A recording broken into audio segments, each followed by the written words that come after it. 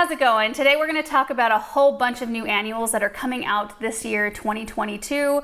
I've had a chance to try out several of these. In fact, you might recognize some of them from some of our arrangements this past year, so I'll be able to share a few of my thoughts and experiences with some of these, at least 1 year's worth of experience. Some of them I haven't had a chance to try yet, so we'll run through those pretty quickly. It's just fun to learn about new plants. They might be improvements on old varieties that you might already know about, but they may have a better growth habit now or higher resistance to heat, humidity, disease, things like that, or they may be brand new varieties altogether.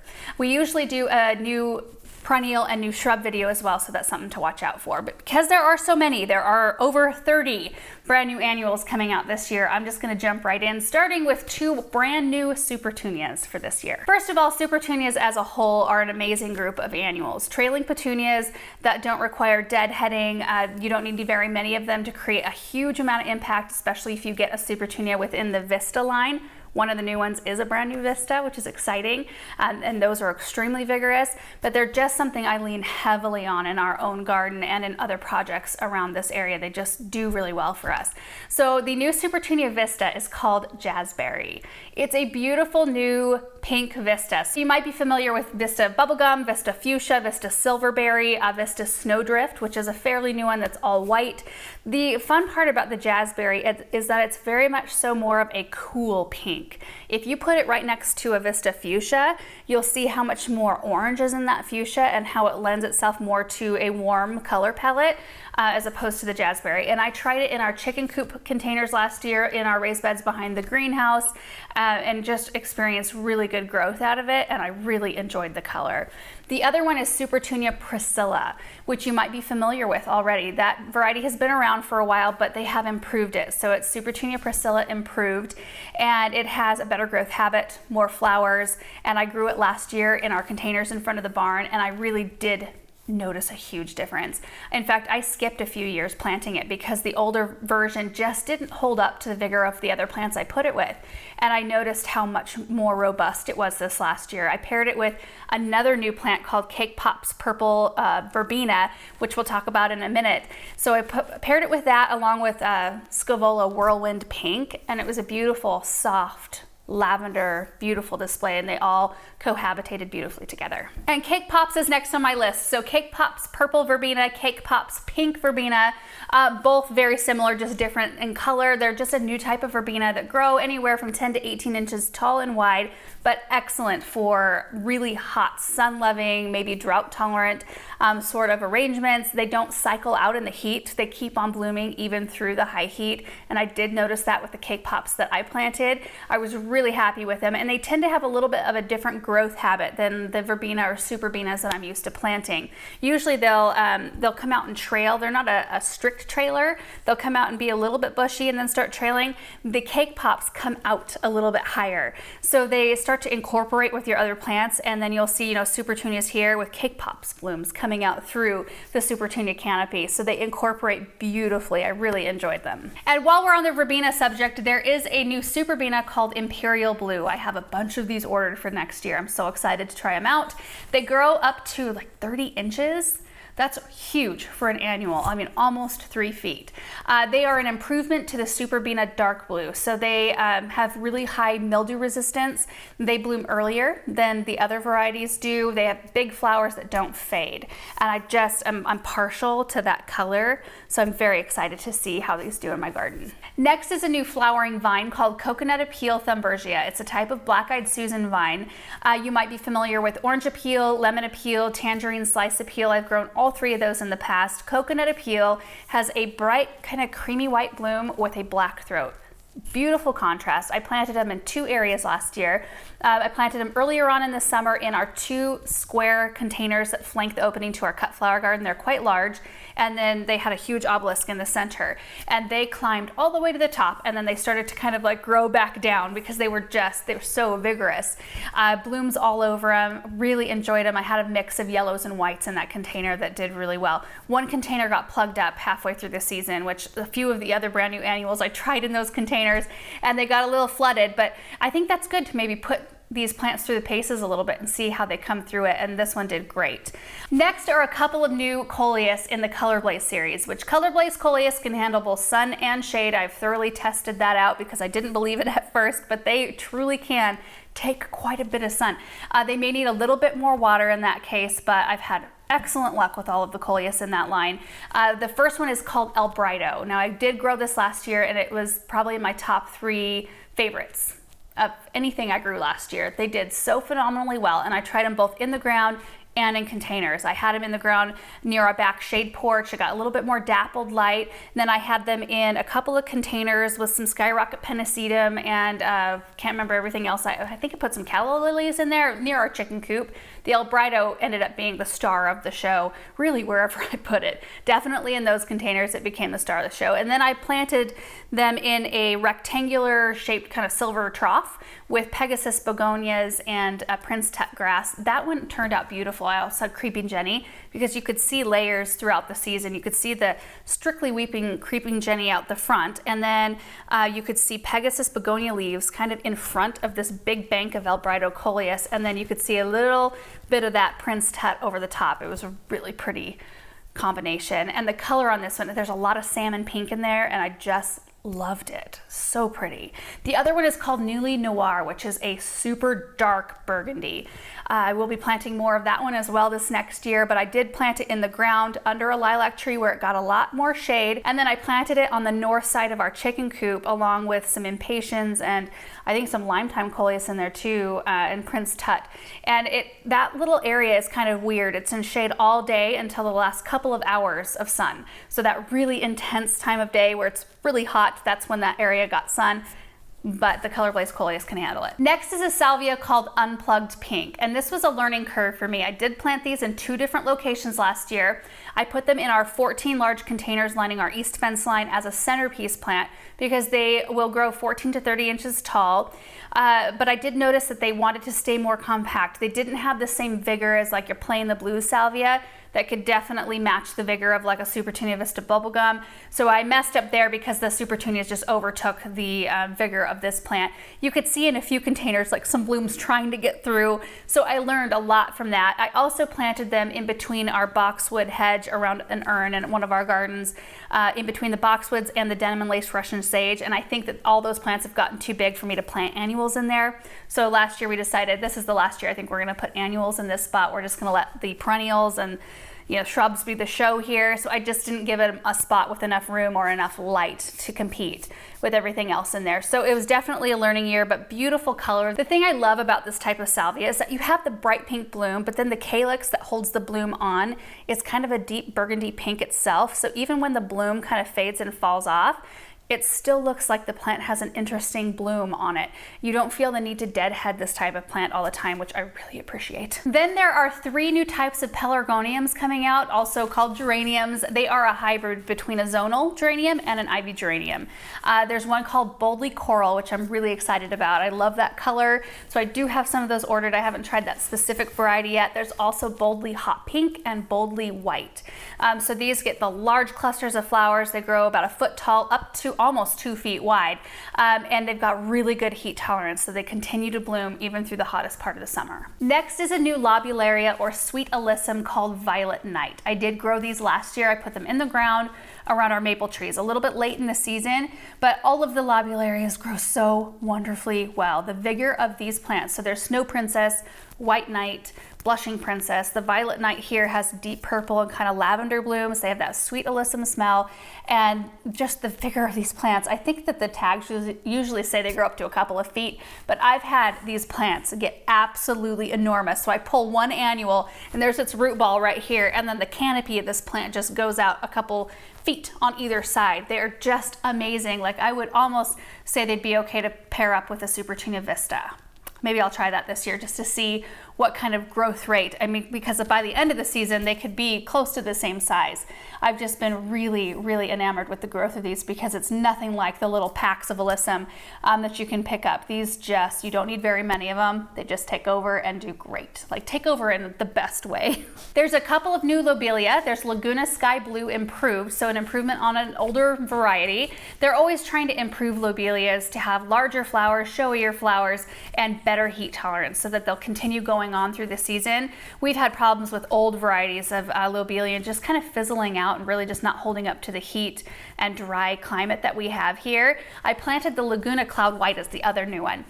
Bright white blooms. I planted those in with the Pegasus begonias and Albrado coleus. That's also a learning curve. Typically, my learning curve includes planting things too close together and realizing that something can't match the vigor of the other thing, and that's what happened with the lobelia. However, even when it was later in the season and the other plants were huge, I could kind of like pick through and I could still see flowers, which was amazing given the fact that they were being smothered by other things and it had been so hot. We had weeks over 100 degrees this last year and a ton of wind, the windiest year that I can remember this past year, and they held up through that. So again, kind of like with the unplugged pink salvia, I need to try these again, but give them the space that they need and put them with other things that don't get as huge as COLORBLAZE coleus does. Next is a new lantana called Luscious Citron. I planted these in a couple of different spots last year. One spot was in the pots flanking our cut flower garden along with the coconut appeal THUNBERGIA, and they did really well out there because it's full sun. These like lots of sun, lots of heat. This variety has bigger, kind of more rich yellow flowers than a lot of the older varieties of yellow lantana, and they've got a much more full growth habit. So they can get upwards of 30 inches tall and wide. Mine didn't get quite that large because I had them planted with a lot of other things, but on their own, given the space, they can get quite large in one season, and they provide color through the whole season. They love heat, they don't need a ton of water.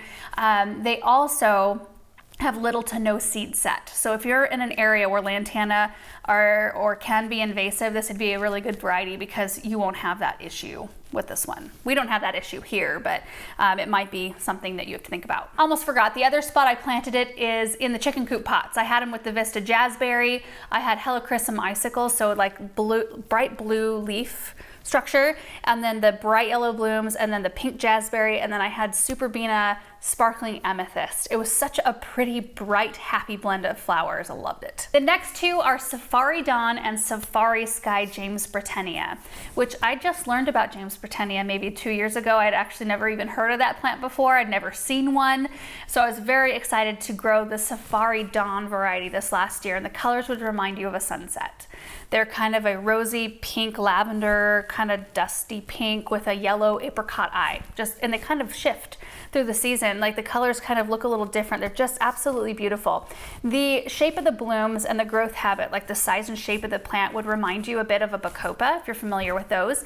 But bacopa tend to be a little bit more finicky in terms of water. If you let them accidentally dry down, it's hard to rebound them, especially once you get into the really hot part of the summer. So I've kind of shied away from planting a lot of bacopa through the years, unless it's like a really perfect location that's filtered light and a drip irrigation system set up and things like that. But the JAZZBERRY I had in a low concrete planter near Benjamin's butterfly garden, and that thing was just mounded with color the whole season. They can take a little bit of drought, they like the heat, and they've got really good resistance to powdery and downy mildew, which I guess in years past on older varieties that has been a problem, but these are highly resistant.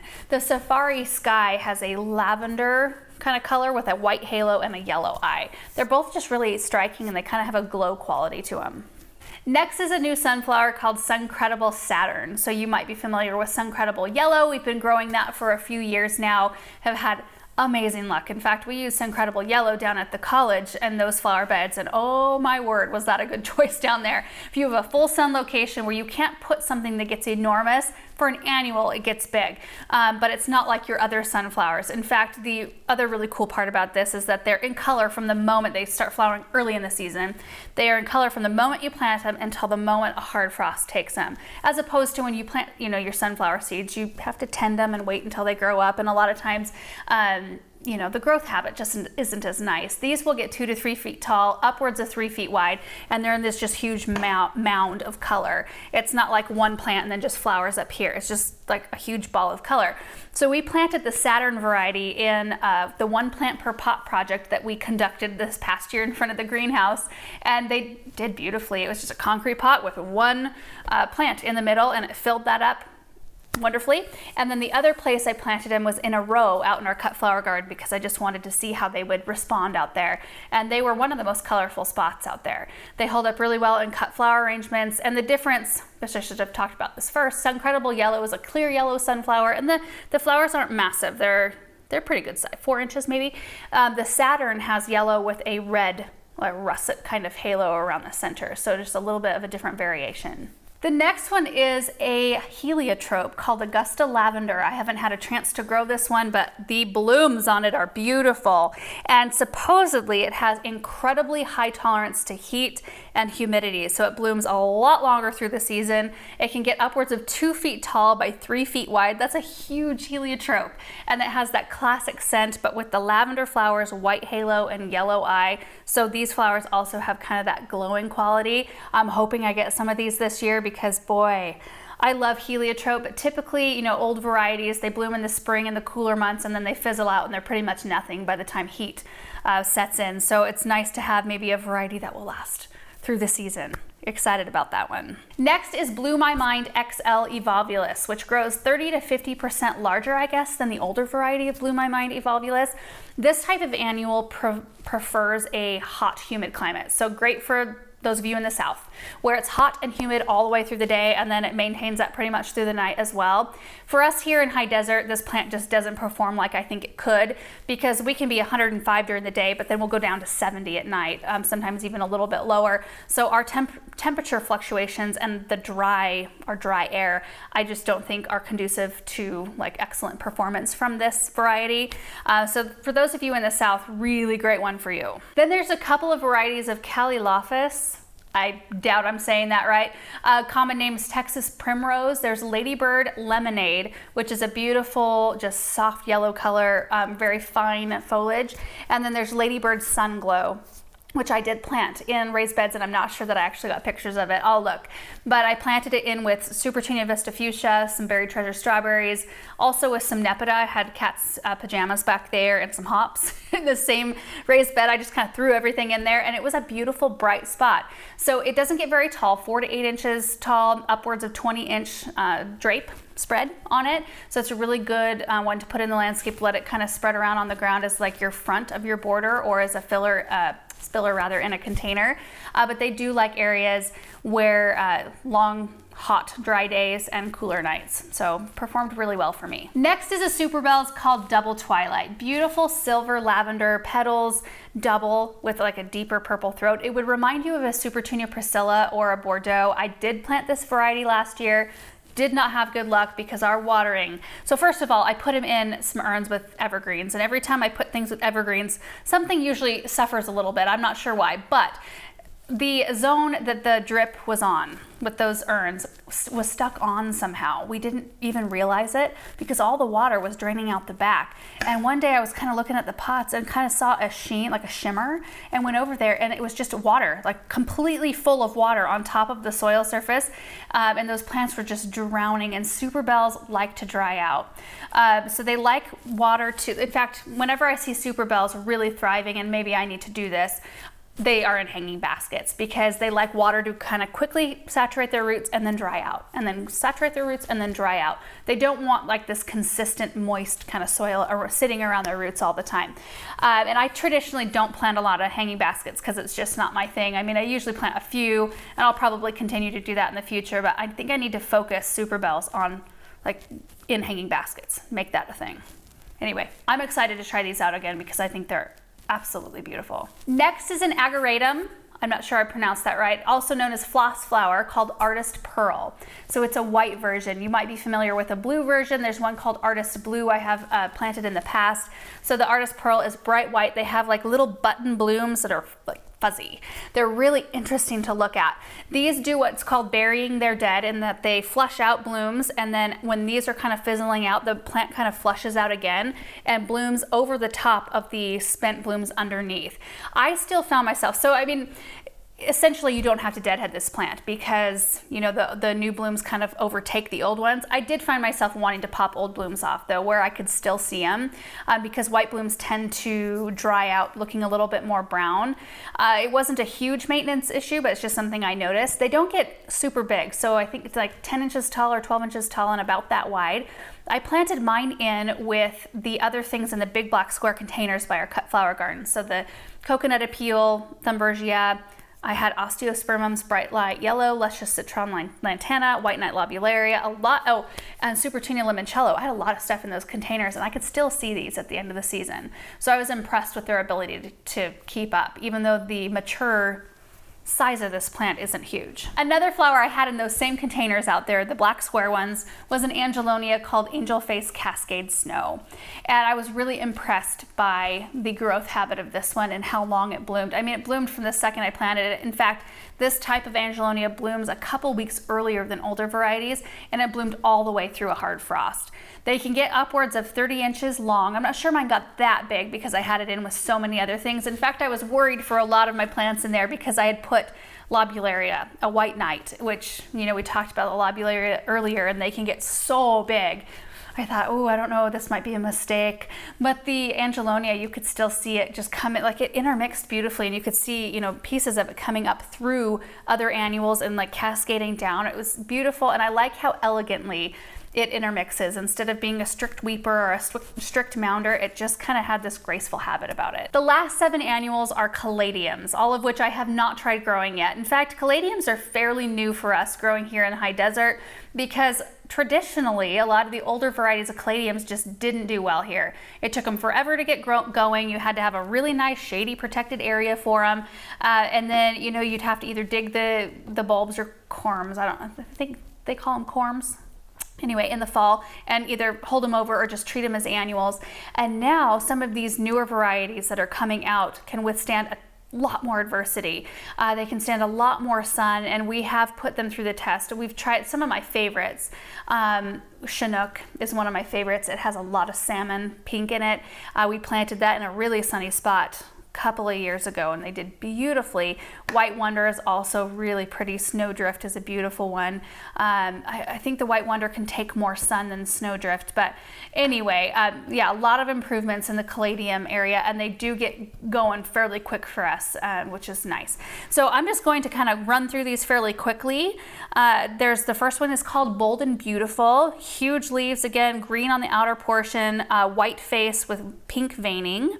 It's kind of an intermediate size, so 15 inches tall and about 14 inches wide is what it tops out at. This one is called Burning Heart. It's kind of a brick red. I guess it's a fairly new color within kind of the caladium realm, and it is striking. So you've got the bronze brick red leaves with the white spots on them. They can get upwards of 20 inches tall and 14 inches wide. The next one is called Clowning Around. This is probably my favorite of all 7 because, again, you've got the coral pink. You've also got some really interesting kind of crinkly looking leaves.